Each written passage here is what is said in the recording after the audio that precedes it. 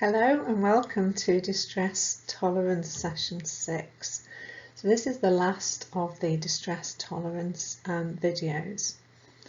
And like we normally do, I want you to do is just get yourself a pad and paper. For this session we're going to be using Marsha Linehan's Handouts and Worksheets, and it's Handout 6C and Handout 15 to 15A. Worksheet 4B and Worksheet 12 to 12A. So if you haven't got them to hand, just nip and get them now. And then we're just going to make sure that we're in the right sort of position for our minds to pay maximum attention to the video. So just scan yourself from the top of your head down to the tips of your toes. Just notice anywhere that needs adjusting. Do you need to be sitting rather than lying down? Is it going to be better if you're sitting upright? Notice the difference in your body posture when you move it and what that does to your state of alertness.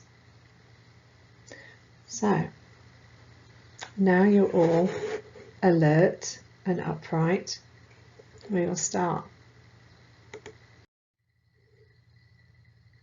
So today we're going to be looking at mindfulness of current thoughts and effective thinking and paired relaxation. And the last 5 videos, what we've been doing in each session is we've been either focusing on the change skills, where we're looking at trying to survive that crisis moment without making it worse, or we've been focusing on acceptance skills, and in this session we're going to do both. So mindfulness of current thoughts is an acceptance skill, so the goal is to reduce our suffering and increase our sense of freedom. Effective thinking and paired relaxation is a crisis skill, and so the goal there is to survive without making the situation worse. We're so good at that, aren't we?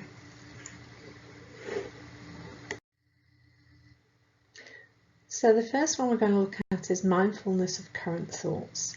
Now there's 4 slides for this, so what I really encourage you to do is just be willing in your openness to consider all options with thoughts. And I say this because mindfulness of current thoughts is not only something that takes practice, but it's something that can feel quite difficult at times. So the best way of doing this is to have a lot of options available to you. So when I'm reading out some of these options, you might think, oh, that's not for me at this particular moment in time, and that's okay. Let's try some others. Let's have a bit of an experiment with this to see what works best for you. So the first thing we really need to do when we are looking at mindfulness of current thoughts is we're observing our thoughts. So when we're observing our thoughts, we've got to get a bit of a distance from them. So we're doing that I notice. I notice that I'm having this thought of. You're not judging your thoughts, you're not suppressing them in any way, you're not analysing them. What you're doing is practicing a willingness to notice your thoughts just as they come in and out of your mind. And we're going to look at some ways that might help you do that. In order to have a mindfulness of current thoughts, it's accessing that curious part of us, that curious mind that wonders what our brain is generating for us now, because it's usually got some good reasons for it, but it's not necessarily the most effective reasons, and our brains can sometimes be a little misguided in the direction they're going. And to remember, you are not your thoughts. And that's so easy to get caught up in, isn't it? If you have a thought, you immediately think it's reality and you immediately think it's true. Actually, we're not our thoughts. We don't have to act on our thoughts. We can just notice them.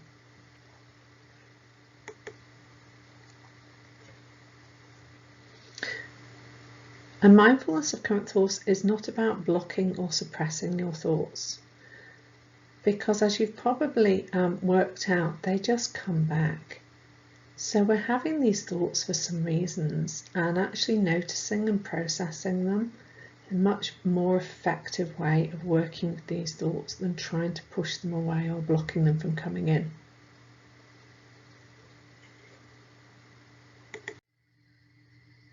Okay, so the first thing I want you to do is I want you to just jot down a few of those intrusive thoughts that tend to pop into your head on a regular basis. The best way of doing this is to start with more manageable thoughts, start small, and then work up to the really painful ones when you've developed some skills to do this. So just pause the video and jot down a few of the regular thoughts that come into your head that tell you negative things about either what's happening in a situation or about yourself. And then what we're going to do in the next few slides is we're going to experiment with what you've written down to see what might be helpful. So the first way of noticing thoughts so that you're keeping them at a distance is to imagine them being attached to something that's moving, usually moving in front of your mind. So what you're doing is you're having that thought, you're putting it on the object that's moving along so that you can just notice it. You can say, I've noticed that I'm having that thought. Okay, so I've put some options up here. So one of those would be to imagine putting that thought on a rowing boat, seeing a number of rowing boats going past you in front of your head. And you're just putting that thought on there and watching it go past. For those of you who are more active, it's most definitely not my category, you might want to imagine attaching it to the skier going down a ski slope, and just see that thought go down the ski slope. Additionally, that also fits with other sports, like you might see it being attached to a basketball going in a net, or a football going in a goal, or just being kicked from player to player. You're just noticing that thought, but what you're doing is you're creating that distance from it. This is one of my favourites. So I think it's sushi. I could be wrong. Might be a burger. But anyway, what you do is you attach your thought to an object on a conveyor belt. And you just watch it go past. Now, I want to emphasise here that some people are not very visual, and if that's not you, that's okay, because we've got other things that we can try with this. For those of you who are visual, have a bit of an experiment. Think about which one's going to work best for you. I quite like the clouds one, it's very restful. You just pop a thought on a cloud and just watch it go past. You're just noticing that thought. So give yourself a few moments to just focus on one of the pictures that you particularly like. Just practice just putting a thought and just noticing it going on past. And then what do you notice? Just jot down what you're noticing when you do that.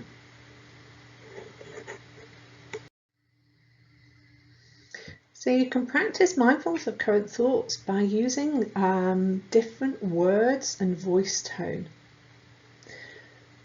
So you can speed it up, make it really, really slow.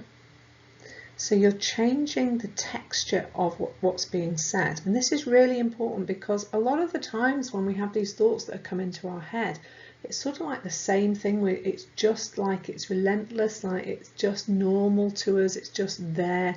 Our brain gets used to it. Our brain gets used to going down that same path with that same thought. So by noticing it and repeating it in a different way, what you're doing is you're changing the quality of that thought, and that does something to the brain. It makes that thought less powerful. So for instance, if you had a thought, I don't know, of I'm a really bad person, if you try speeding that up, I'm a really bad person, I'm a really bad person, I'm a really bad person, it has a completely different energy to it. Then try slowing it down, and the weird thing about slowing things down is you then have to observe what you're actually saying. And when you observe what you're actually saying, it gives your brain a chance to look at whether that is actually accurate or not. So if you try slowing down, I am a really bad person. There's something about that that changes the potency of the thought. And the other ones on this list are quite fun. So sometimes they make you laugh at yourself, which can often release a lot of tension. So you might say it in a different voice from yours. You might go with a really high-pitched voice, really, really low, deep down voice. You might say, actually, I'm going to make it sort of a very, very squeaky, you know, like those helium balloons when you breathe in a helium balloon, your voice goes really squeaky. You might use that sort of voice. You might pretend that it's actually a clip from your favourite TV show. So you might imagine that you're one of those characters and that you're saying it in that style. Or you might sing it. It's really difficult to feel negative emotions like anger, frustration, anxiety when you're singing. So doing it in a different way, noticing that thought and saying it in a different way changes the potency of the thought. It allows your brain to do something different with it. So pause the video and just have a play with this. Be aware that you're going to feel like a real idiot doing this, and actually that's okay, because unless you're in a room with loads and loads of people, and hopefully they would be doing the same thing, actually it's really not a problem, is it?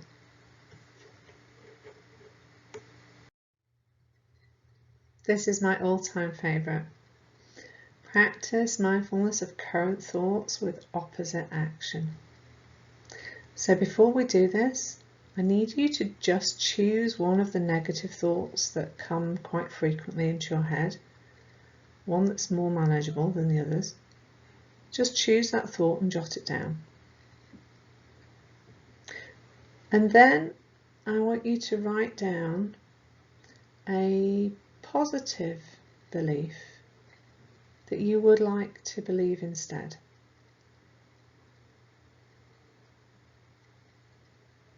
And we're going to label this a loving thought.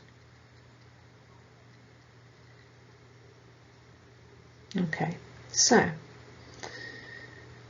the first thing that you're going to do is you're going to actively relax your face and body, because when you're having this negative thought, it's really unlikely that your body is going to be feeling relaxed.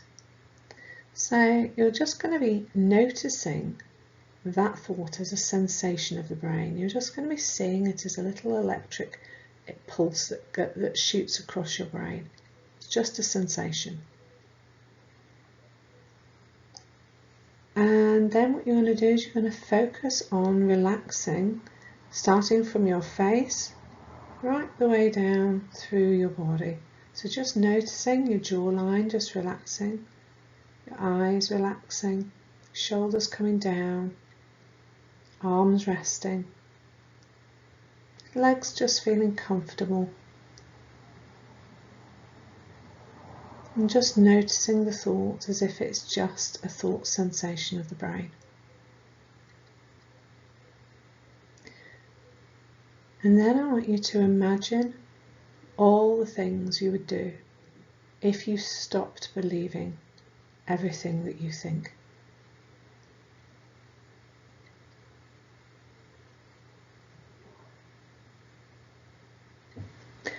Rehearse in your mind the things that you would do if you did not view these thoughts as facts.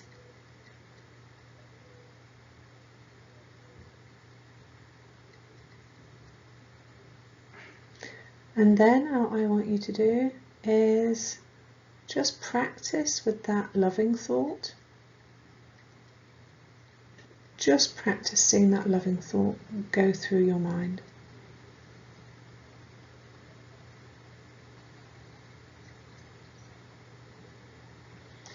And then just notice, what effect does this have? What are you noticing right now? And just jot a few of the things down that you're noticing right now.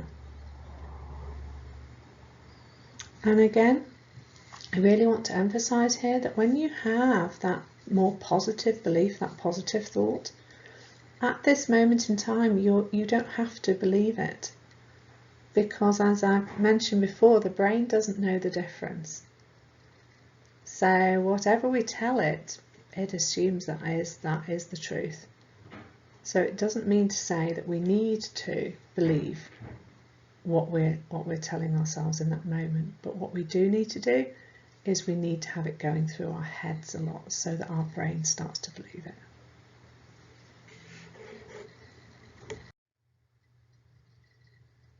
So the next one we're going to look at is effective rethinking and paired relaxation. And I first want to explain why this is so important that we do this.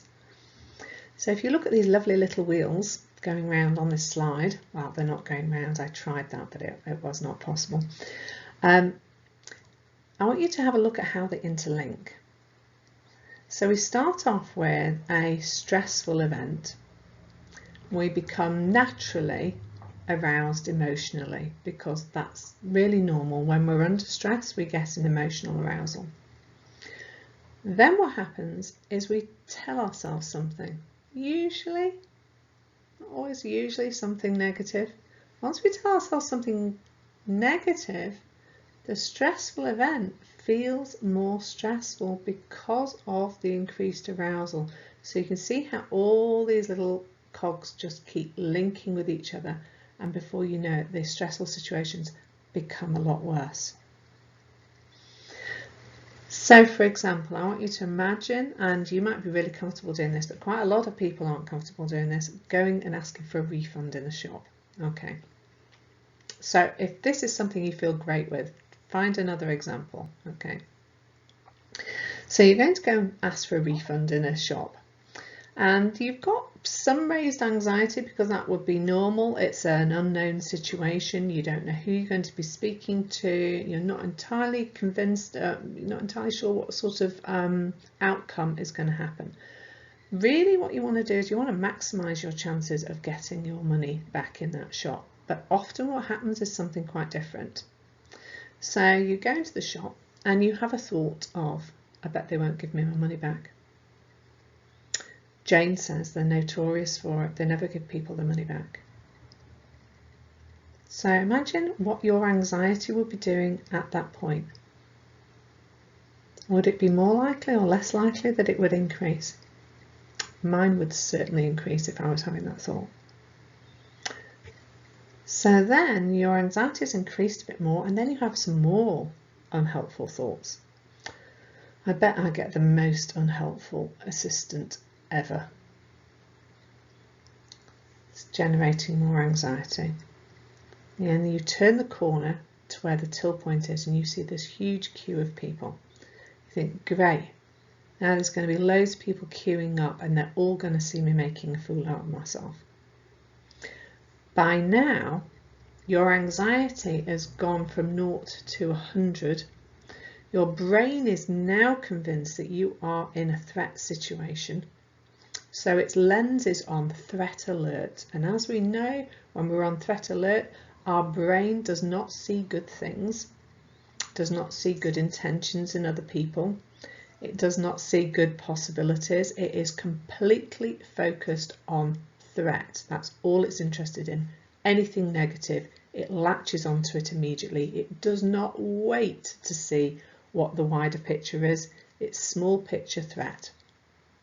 So by the time you get to the counter, you are already going to be feeling really anxious, focused on threat, and is it likely at that point that you are going to be able to speak in a reasonable, calm and effective way that would help you get your money back. The other alternative is that you'll get yourself into such an anxious state that actually you just want to run out of there, because that's what happens with the threat response. Attack or flee. So we need to have a different way of looking at this. So part of this links with noticing and mindfulness of current thoughts. If we're more aware of what we tell ourselves, then we're in a much better position to effectively rethink and help our bodies deal with some of that anxiety. So we're going to have a little look at how we go on and do this. Okay, what you'll notice from this diagram is there's two parts to this. So in order to get to this, we need to ask ourselves a few questions. So firstly, identify a situation that's often related to distressing emotions for you. And again, let's start with manageable first. If we can build the skills to deal with manageable, small things, then you're much more likely to be able to pull those skills in for the larger things. Okay, so the first step is you're identifying a situation. This is your prompting event. It's often related to distressing emotions. And you want to work on reducing your emotion reaction to this. Okay, so just jot that down. The next question you're going to ask yourself is, what must I be telling myself for this situation to be so upsetting? So for example, I can remember years ago, I really wanted to ask somebody to look over something that I'd written. It was an article that I'd written, and somebody recommended that I ask somebody where I was working who was a professor. Now the word professor scared the living daylights out of me, because my mind went into overdrive with assumptions. I mean, first of all, I had them with the brain the size of about 15 people. And I had a number of negative thoughts. Why would they be interested in helping me? They're going to look at my work and think it's dreadful. Therefore, they'll think I'm really stupid. When I bump into them in the corridor, they're going to want to look away because they're so embarrassed to tell me how bad my work is. Can you see how I went into overdrive here?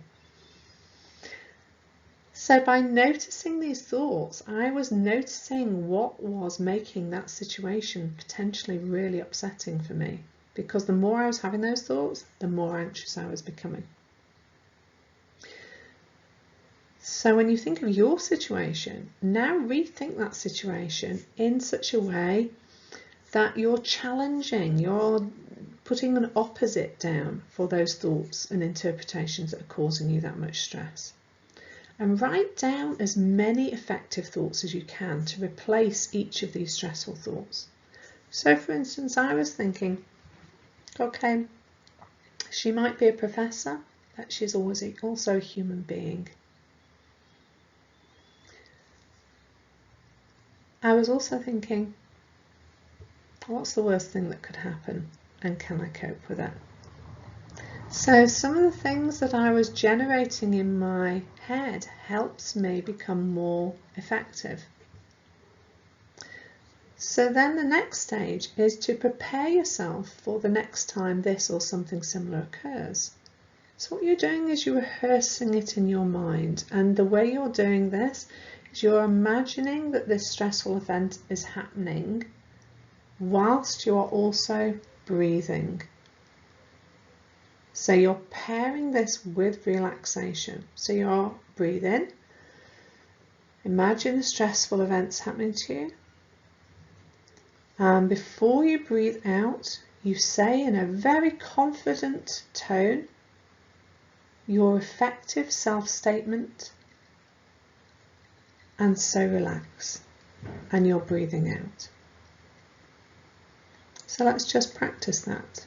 I'm going to use the statement that I was thinking as she is human. Okay, so I'm breathing in. I'm imagining going to ask the professor to look over my work. And my effective statement is, she is only human. Breathe out, so relax. My go-to one is I can cope. And you might want to have a look on the sheets about generating different ideas of statements that you can think of. And the key to this, as always, is practice, practice, practice. Think about when the stressful situations occur, linking the effective thought with the relaxation. And for those of you who've looked at emotion regulation, you'll see a lot of similarities here with the cope ahead skill. So this is win-win, several ways of doing a really great skill.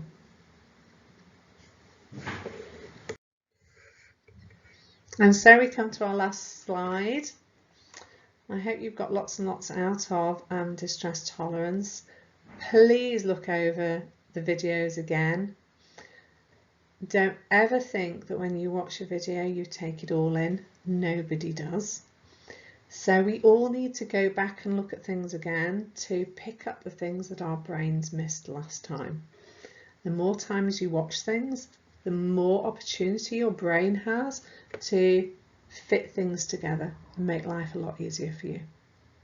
And practice, practice, practice. Deliberate practice. Not just happens. Practice so that you are doing these skills deliberately. You're setting aside time to practice these. And remember, you can do it.